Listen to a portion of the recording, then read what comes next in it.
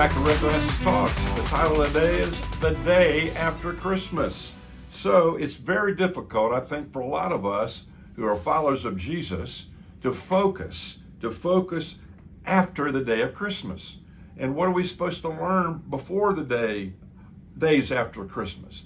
So, the focus often is family, giving gifts. We got friends around. We're celebrating. We're eating. Nothing wrong with that. But that is not the central thing for Christmas and the days after Christmas. Isaiah, the prophet, in the Old Testament, chapter number 9, makes this astounding statement in these two verses in chapter 9. And by the way, this was written 740 years before Jesus was born. So listen closely.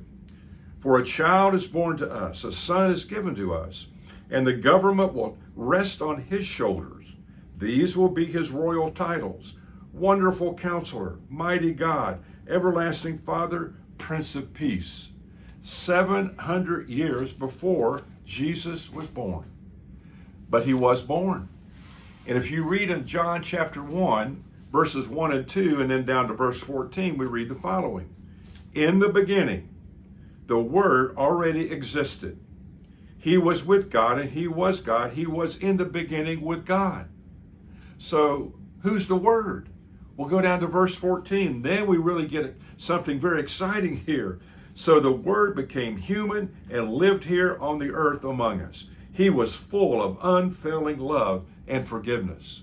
So who's the Word? The Word's Jesus. That's who we're talking about here. That's who Isaiah, 740 years before Christ was born, that's who he was referring to.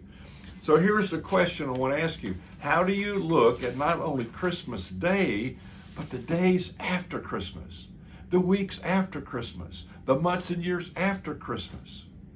So a pastor friend of mine told me about a pastor friend of his the following.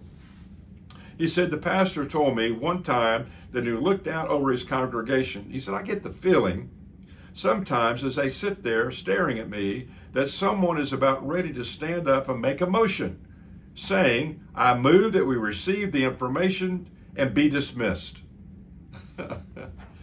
I hope we never go to worship with God's people on a Sunday morning or wherever you go and want to get up and make a motion and say dismissed.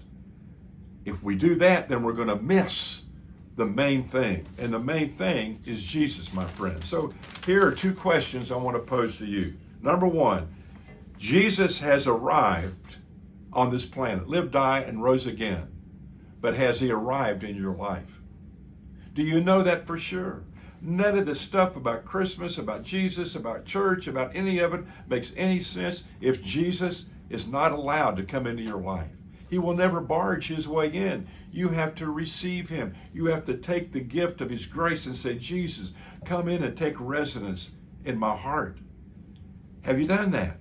If you have done that, number two, for those who have done that, then I pray that you would begin to say, Lord, in this new year, I get a new chance to live how you want me to. I get a new start.